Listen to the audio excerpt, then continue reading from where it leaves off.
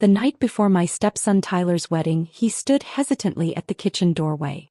"Grace," he said, "I know you've looked out for me all these years. But this wedding, it's a big deal. I want to go to the cemetery first thing in the morning. I need to see my mom. She can't be there in person, but I want her to be part of it." I nodded. I thought he was right to do that. I didn't say anything else. I had just slid a few slices of bread into the toaster, getting dinner ready for him when he spoke again. "And, tomorrow I'd rather you not come to the wedding. I don't think it's right for you to be there." That landed in my spine like a chunk of ice. All right then. If I wasn't welcome at the wedding, then I suppose there'd be no moment to hand over the deed to that beachfront house I'd planned to sign over to them at the reception. Or the $100,000 check tucked inside the envelope. When the wedding was over and Ronald walked through the front door, he didn't even try to hide his anger. "Tyler just got married and you didn't give him a single gift?" I looked him straight in the eye, my voice cooler than his. "Nope. Not a thing." The milk in the saucepan bubbled gently, sending up wisps of steam. I was making Tyler's childhood favorite, vanilla custard pudding. Just moments ago he'd smiled at me and said, "Grace, I'm getting married tomorrow. Can I have this one last time the way you always make it?" How could I say no? I'd raised him since he was 10. I'd watched him grow into the man he was about to become. I was just about to sprinkle cinnamon over the pudding when he pushed the kitchen door open again. This time the smile was gone.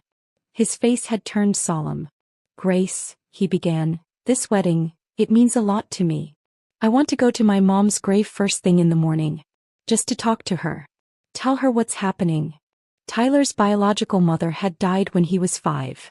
More than a decade had passed and he still remembered her, still wanted to visit her. That hit me with a sharp, unexpected ache. I nodded, managing a smile. "Of course." He lingered at the kitchen doorway, head lowered, fidgeting like something was still on his mind. After a few heavy seconds he finally said the words that nearly knocked the breath out of me. "And I'd rather you didn't come to the wedding. I just don't think it's right for you to be there." Then he turned and walked out, leaving me standing there stunned. It felt like someone had poured the boiling water from the stove straight onto my chest. 15 years.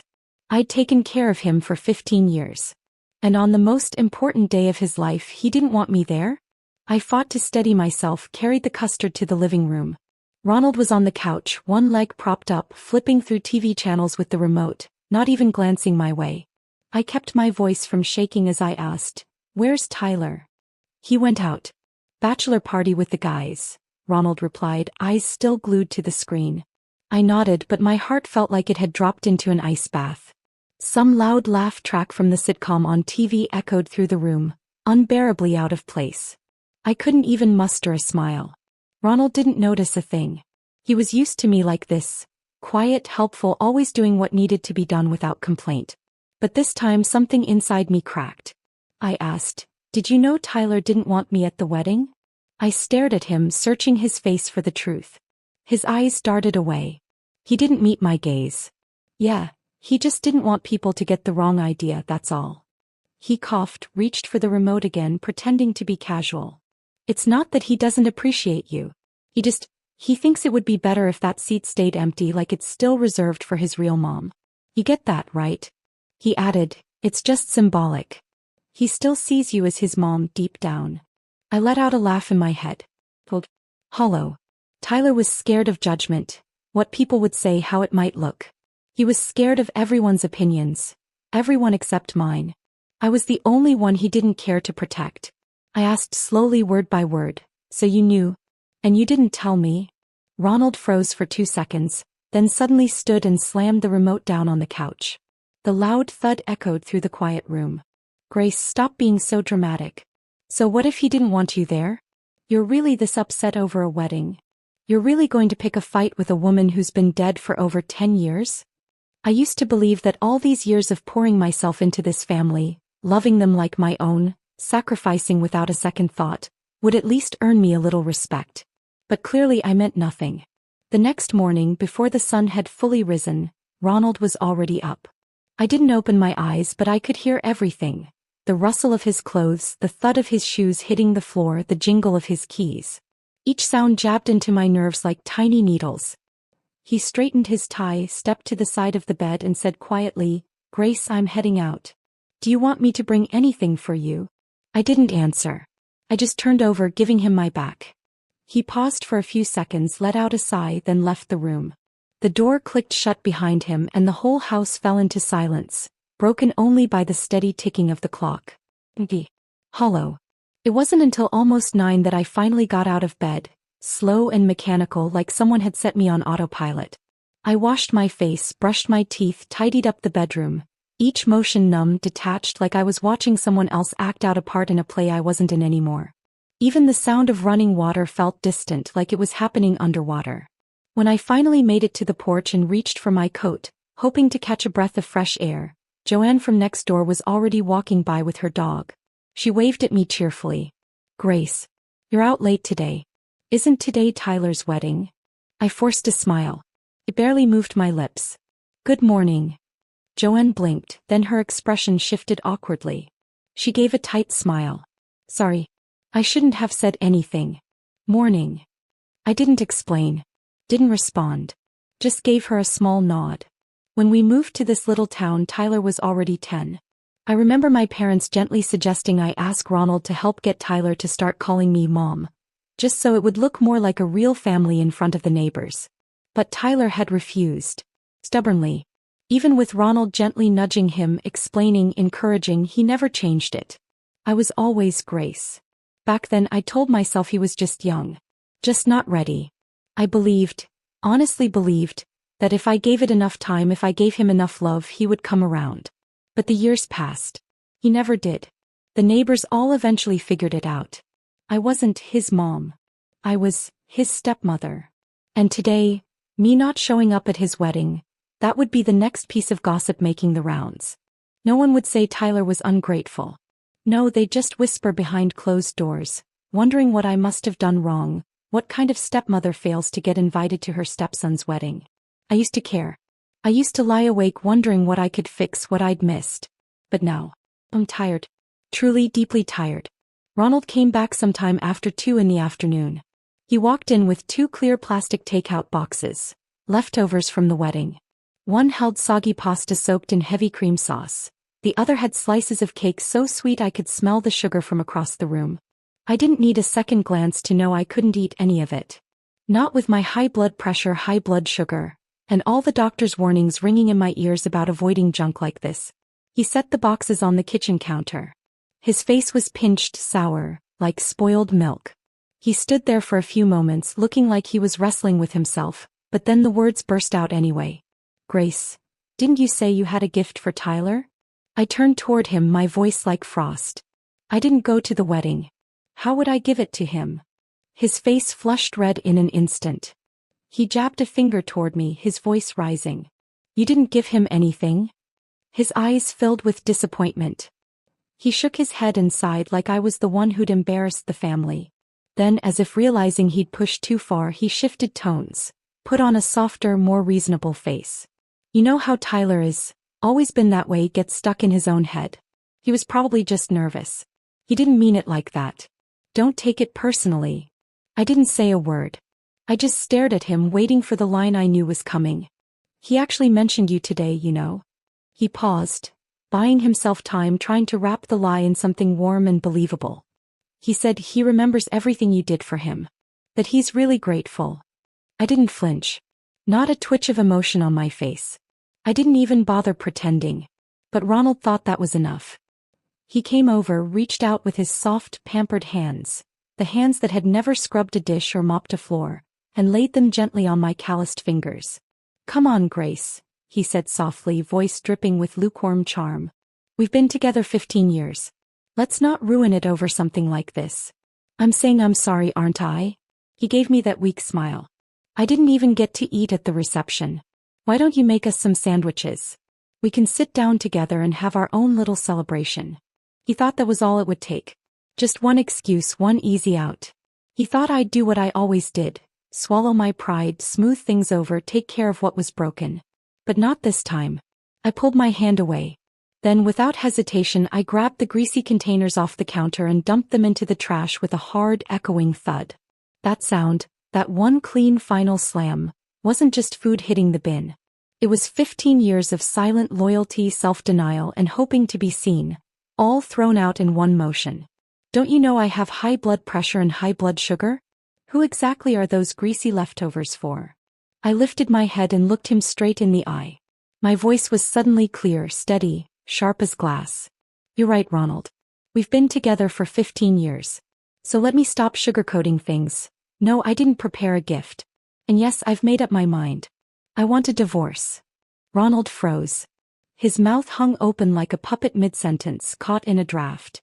What did you just say? He stammered. You're divorcing me over this? Over something so small?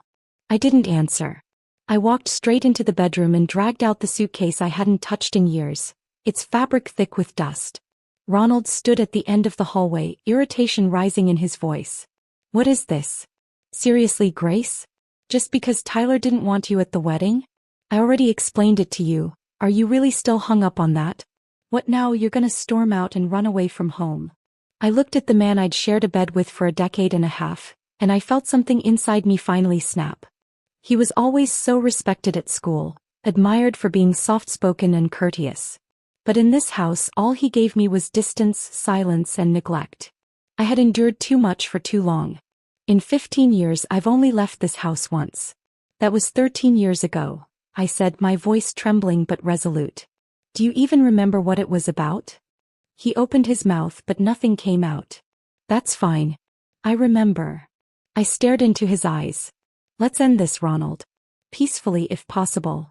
14 years ago Tyler was still in elementary school.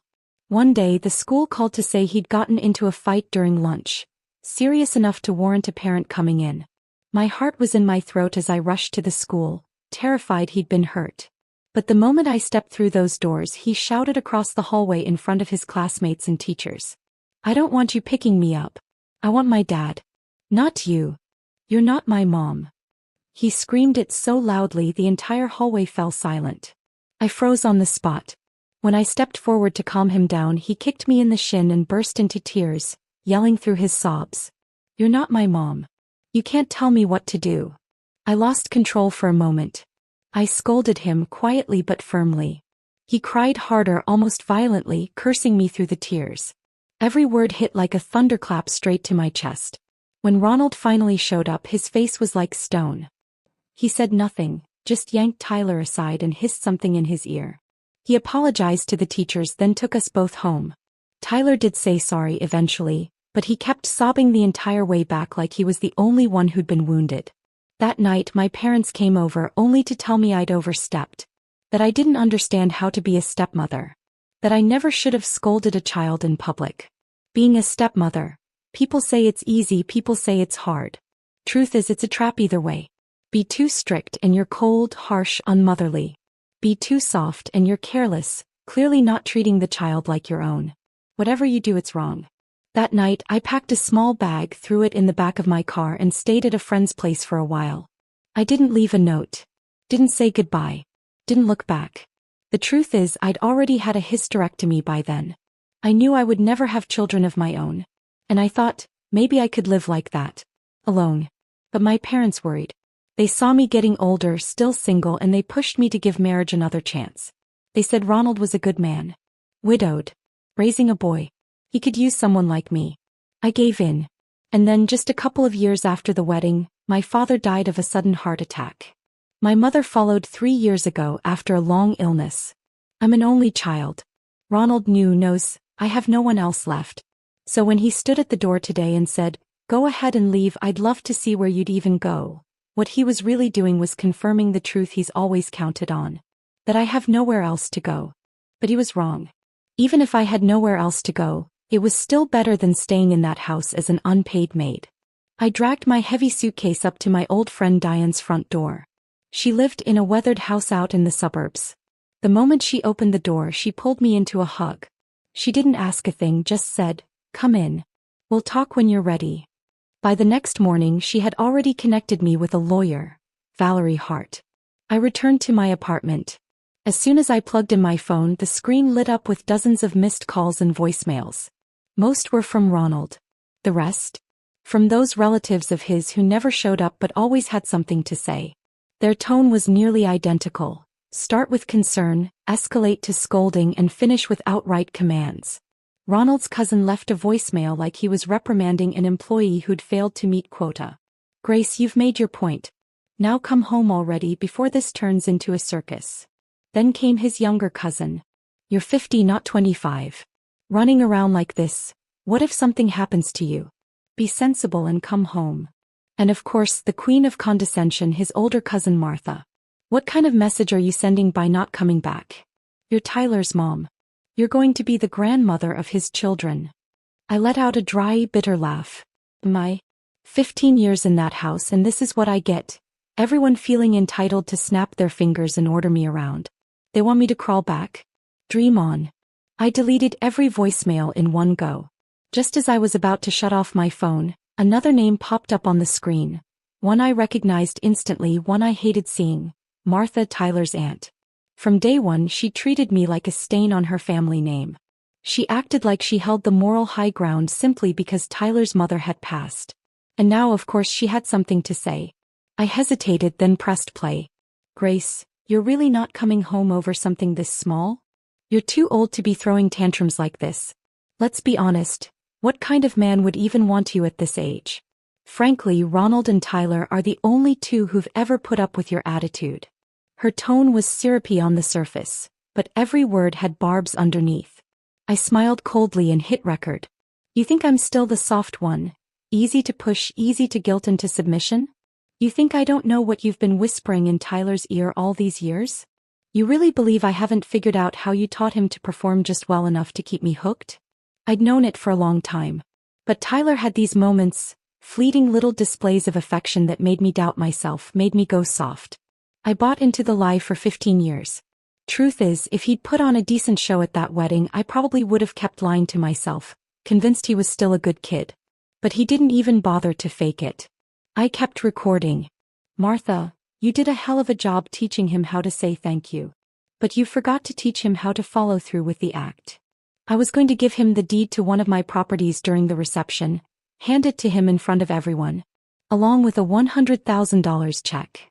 But your clever little nephew didn't want to play along. So I'm done. Oh, and do pass along this message. That food truck he's been dreaming about for years? I was ready to invest 70 grand. Tell him to keep dreaming. I wasn't surprised. If Ronald and Tyler ever found out what I had planned to give them, they'd probably drop to their knees, clutching their chests in dramatic regret. Sure enough, a few days later Ronald swallowed his pride and came to find me with Tyler in tow. They had no idea where I'd gone. Ronald only knew I had rental properties in the north and south sides of town. He'd gone door to door asking anyone who might know and came up empty. Eventually he stumbled on an old envelope at one of my former rental units. That clue led him straight to Diane's doorstep.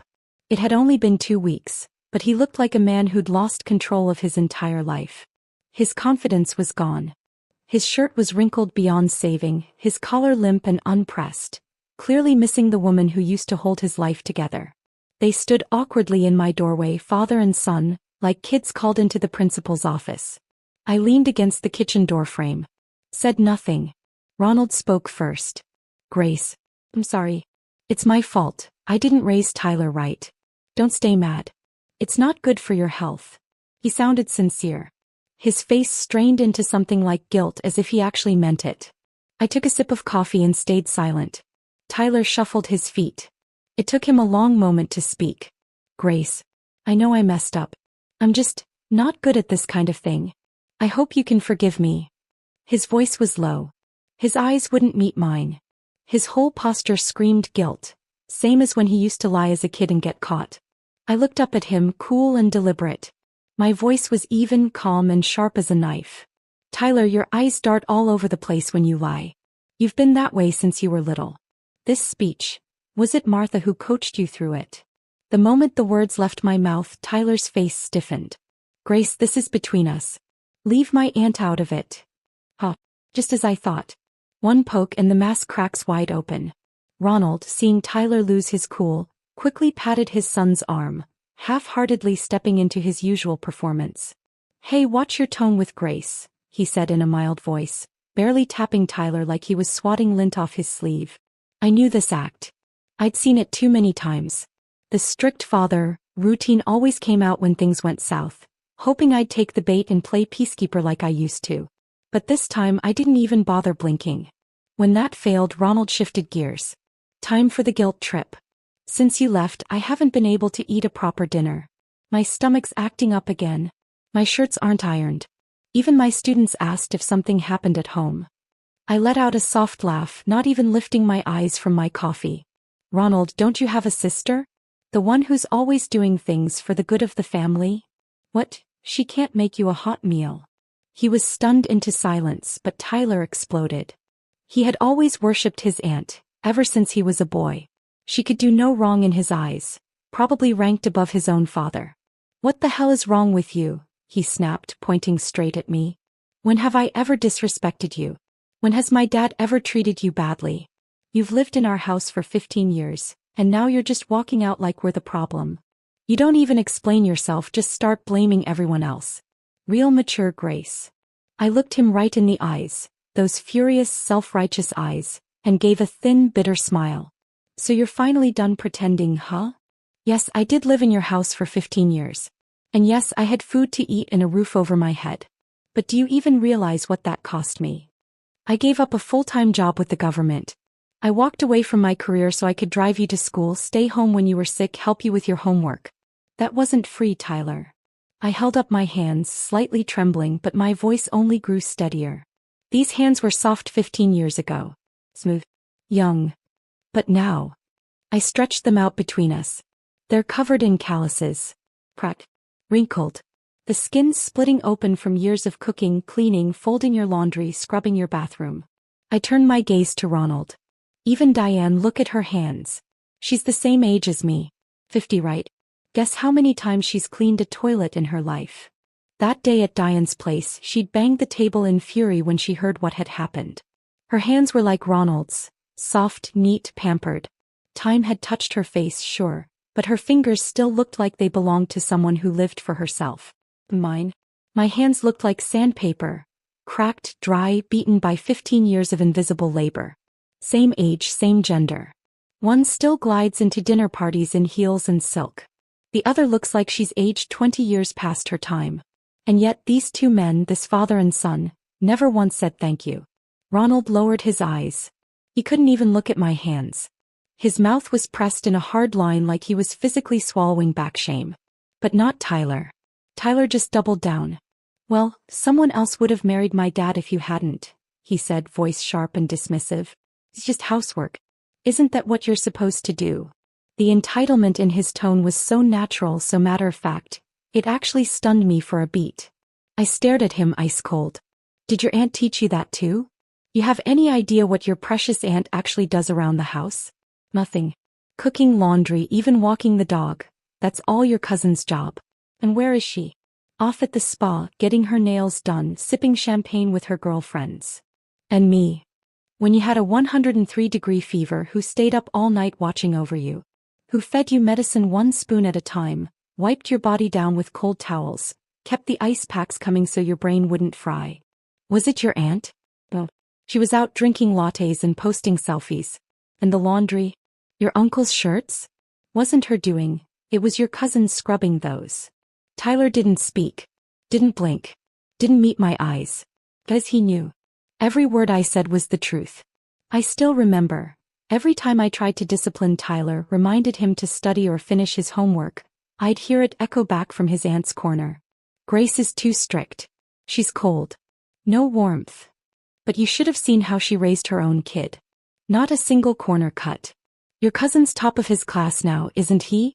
Nailed his SATs, applying for Ivy League with a full scholarship. Doesn't your aunt love bragging to your dad? Look at my son, how successful he is, right? My voice was calm, detached. But each word landed like a blade, slicing just a little deeper. And what about me? I begged you to at least go to college. Told you, community college would be fine if nothing else.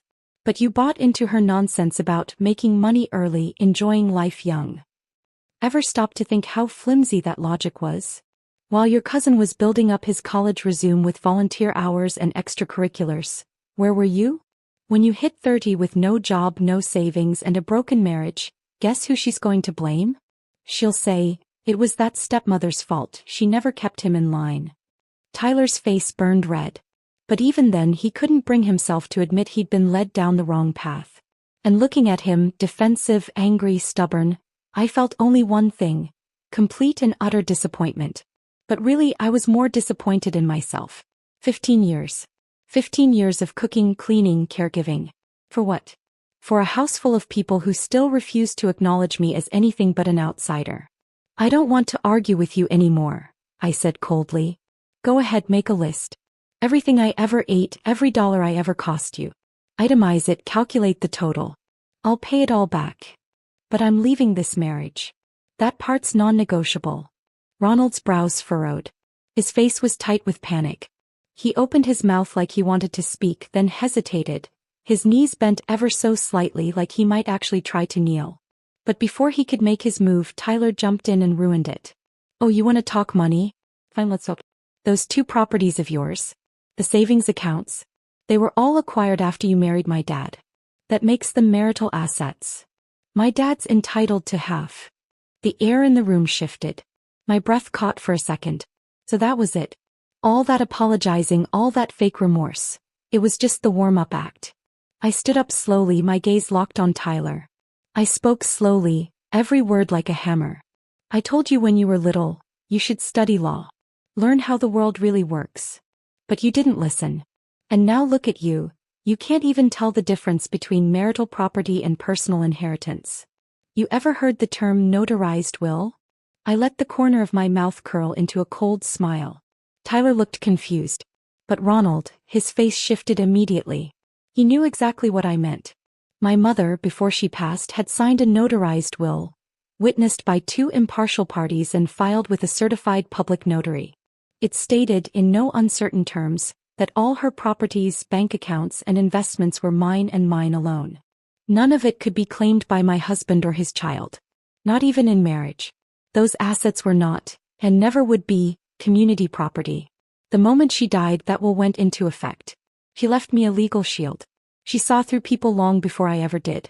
Some folks play the saint so well. But peel back the surface and what's left is just cold strategy and self-interest. Ronald's expression changed instantly. Gone was the man who just minutes ago looked like he might cry from remorse. Now he looked like a gambler who just realized he'd bet everything on the wrong hand. Your mom, she actually had it notarized? He sounded like someone who'd just fallen into a pit they hadn't seen coming. I remembered what Diane said to me that day I told her I was meeting with a lawyer. You're 50, Grace. Why stir the pot now? Ronald doesn't seem like the type to go after your assets. And I wanted to believe her.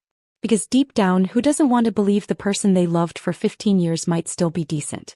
Who doesn't hope that all those years weren't just a waste? But reality doesn't care about your hopes. It's blunt. And cruel. And it always, eventually strips the mask away. I remember the day I married Ronald 15 years ago. He looked at me with tears in his eyes. He told me I was an incredible woman. He promised he'd never touch a single cent of my family's money. He thanked me for accepting Tyler. He swore he'd treat me well for the rest of his life. Back then he really meant it. But he changed. I don't even know exactly when. Maybe it started when my father passed away. When my mother's health began to decline. Maybe it was the moment I started relying more on the marriage than I should have, when he realized I had fewer places left to go. I stood up and walked to the door, opened it and gave the 2 of them a small wave. Yes, my dad did admire you. He thought you were a decent man, honest, reliable. But what did you do with that? You thought his approval meant I'd spend the rest of my life being your free housekeeper? Cooking, cleaning, and carrying the weight of your lives on my back, emotionally and otherwise. You got it wrong. The one who made the real decision wasn't my dad. It was my mom. She outlived him. And she saw things more clearly. Before she passed, she looked me dead in the eye and said, "The people around you? You can't rely on them." She worried Ronald would turn his back on me one day. That's why she had her will notarized, locked down airtight. At the time I thought she was being paranoid. Turns out she was right. Ronald and Tyler stood in my doorway, no longer looking like men apologizing. They looked like performers caught mid-act, their costumes falling apart under the lights. As they turned to leave, Ronald threw one last bitter line over his shoulder. Your mom was ruthless. And you? You're cold as hell. 15 years of marriage. Doesn't that count for anything? No love left, no grace, no mercy. I gently closed the door behind them. My voice was flat, calm, final. Compared to working for free for 15 years, and almost handing over everything I had, this is me being merciful. I received the signed divorce papers from Ronald on a quiet afternoon while walking a narrow trail through the hills. Every step felt like effort. The wind was sharp, the ground uneven. I walked, paused, walked again like I was walking through the pain of the last decade, breaking it up with every footfall. Step by step, I crushed the old weight under my heels. And I didn't look back. At the overlook, I pulled out my phone and took a photo of the view. Broad, quiet, beautiful. Then I posted it to social media with a single caption. Even alone, the view is still beautiful. After a while, a young man walked up beside me. Mid-20s maybe. About Tyler's age. He glanced over and smiled. "Ma'am, would you like me to take a photo for you?" His voice was kind, gentle. Not like Tyler's cold, transactional tone. This young man didn't look like I was intruding on his life. He offered with warmth, adjusted my position for better lighting, even helped me find the best angle. "I really like your red dress," he said with a bright smile. "It suits you so well, it just lights you up." I looked down at myself. It was a dress I'd bought after the divorce. Fire red, bold like a sunset. Before, I used to wear nothing but dull, muted colors. Ronald once told me I was too old to wear red, that it looked desperate, like someone trying too hard not to age. And I believed him. I actually believed that made sense. But now I see how ridiculous that was. A man who never treated me like family got to dictate how I dressed, how I saw myself. For years. The young man snapped the photo. I opened my phone and looked. There I was. Hair graying. Wrinkles at the corners of my eyes. But standing tall in the sunlight, eyes bright. I looked like I was glowing again. That glow. It wasn't about youth. It was freedom. The young man looked at me curiously. "Are you here alone? Your family didn't come with you." I glanced down at the photo of myself in the red dress, slipped the phone back into my pocket and smiled. "No. I don't have a family." He paused just for a second like my words caught him off guard. He glanced at me, his expression suddenly touched with concern. Someone in the distance was calling his name. It sounded like family. But he didn't respond. Instead, he slowed his pace to walk beside me, like he didn't want to leave me alone. "Ma'am," he said softly, "look at this place. It's incredible. There's still so much beauty in the world to see. If you're hurting, your loved ones wouldn't want that. Not from wherever they are now." His tone was sincere if a little awkward. He probably thought I was grieving someone. I gave a quiet laugh and shook my head. "My parents did pass, yes. But I don't have a husband. No kids either." His eyes widened. A bit dramatically. "Seriously? Well, you're honestly kind of a badass." I blinked, surprised, and then laughed, for real this time. He must have seen the confusion in my face because he quickly added, "I mean, look, most people my age are drowning in stuff. Mortgages, car payments, student loans. Getting married is risky, raising kids is even scarier. Honestly, we're all too stressed to really live." He rattled it all off with a mix of dry humor and sharp truth. Caught me off guard. Back when I was young, I never thought about any of that. We just assumed you'd marry, have kids, make a life. As for houses and savings, my parents left me 2 apartments and enough to live comfortably. I never struggled financially. And yet, after getting married, I somehow became a supporting character in someone else's life. All my needs met on paper, and still I felt like I needed permission just to breathe. I sighed and murmured, "Maybe that's the problem." Then I changed the subject. "So tell me, your generation isn't afraid of growing old alone? No one to find you if you collapse in the kitchen?" He didn't even hesitate. "I read something once," he said. "Even if someone finds you after you're dead, what difference does it make? It's not like they can bring you back." He shrugged. "Besides loneliness, that's the default setting. Company is a bonus, not a guarantee." I stopped walking and stood at the edge of the overlook, gazing out over the canyon. The red rocks stretched endlessly into the horizon, the sky melting into amber and rose. The wind whipped around us, but in my chest there was nothing but calm.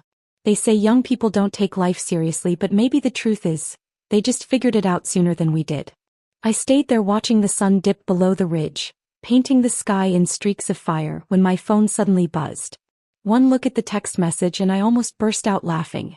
Fine, I'll divorce. But over the past 15 years I gave you about $1,000 a month. Pay me $60,000 and I'll sign. 60 grand? You really had the nerve. I immediately dialed Valerie. I told her that if she could get me out of this marriage clean and airtight, I'd pay her $20,000 in fees, worth every penny if it meant that man didn't get a dime from me. Let's be honest, my little accounting exercise was never sincere. It was bait. He actually thought I was going to let him walk away with part of my life. Less than 2 weeks later, Ronald texted me again, this time sounding defeated. He said he was dropping all financial claims. He just wanted it over. He was ready to sign. I stared at the screen for a moment. Had he grown a conscience?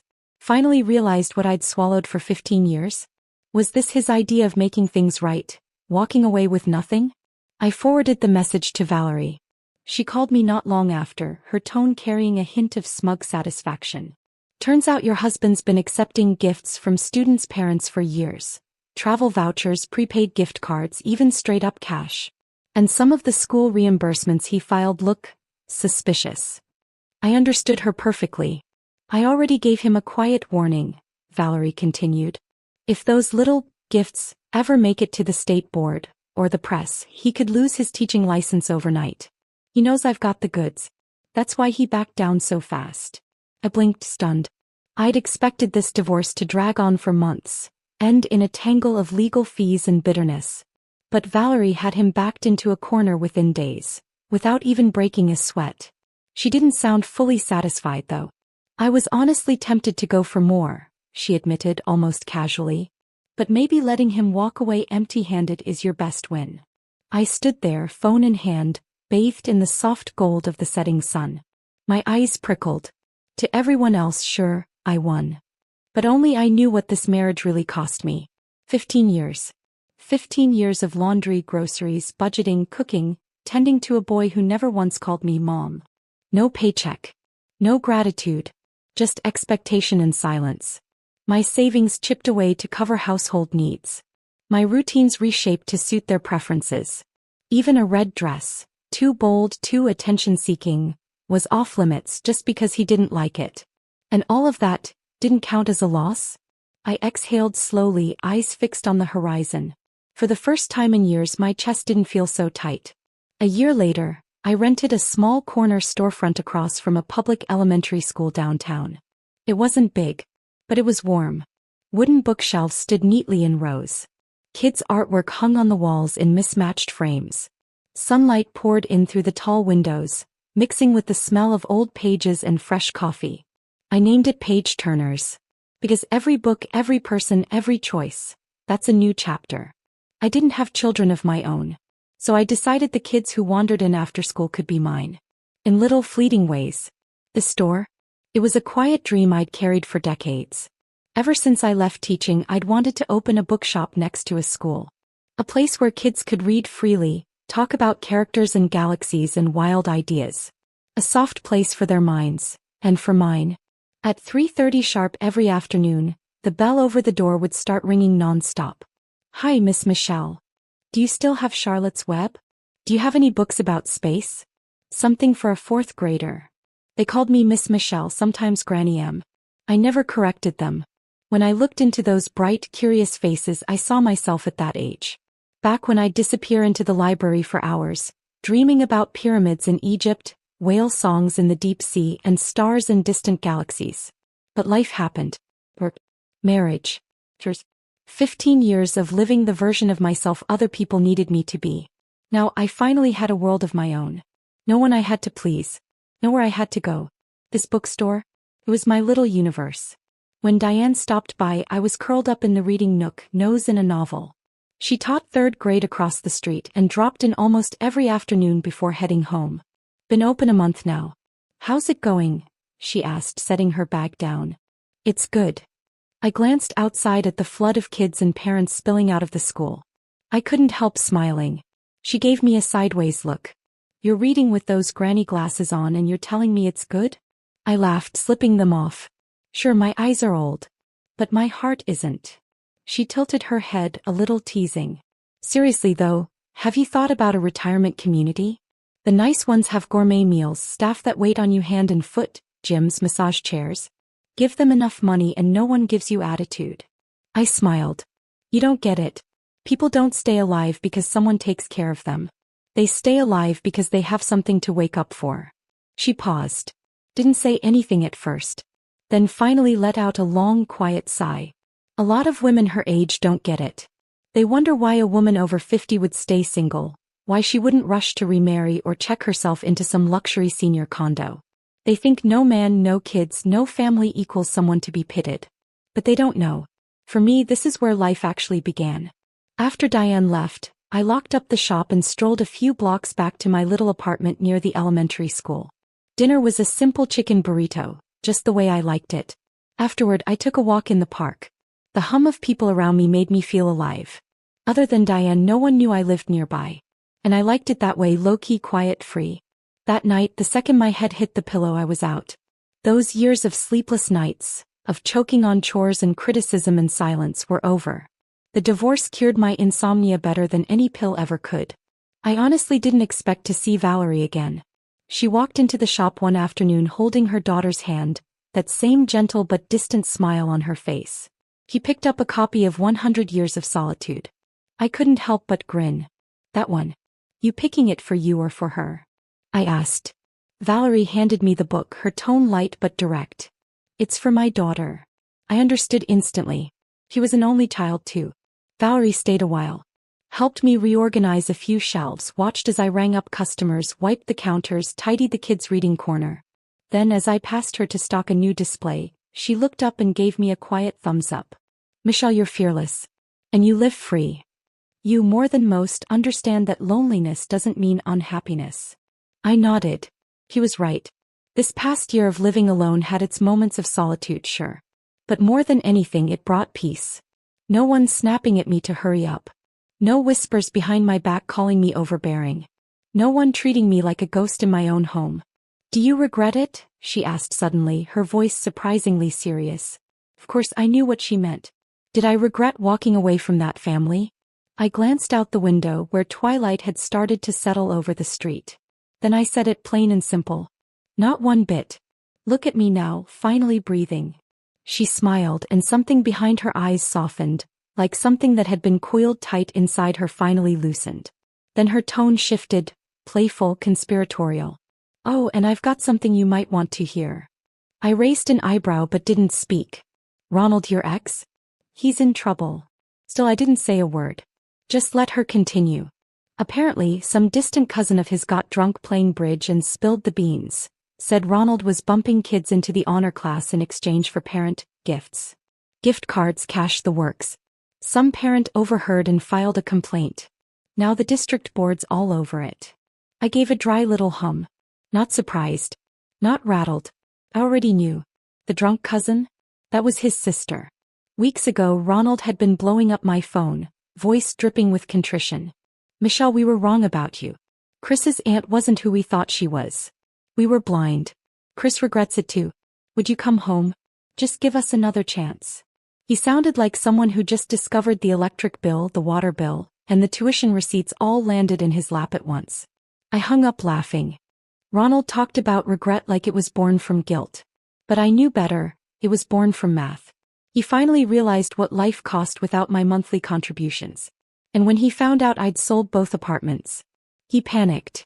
He called me dozens of times, cycling through burner numbers. I changed my SIM card. Deleted every contact. I thought that would be the end of it. Then one day while scrolling, I stumbled across Chris's social media. A selfie at Disneyland. Captioned, "Family, you're forever home." You see what kind of people they are. Mouths full of apologies 1 minute. Front row for the fireworks the next. But honestly, I didn't care anymore. I knew deep down. Karma doesn't come early. It comes exactly when it's supposed to. I turned to Valerie and asked, half curious.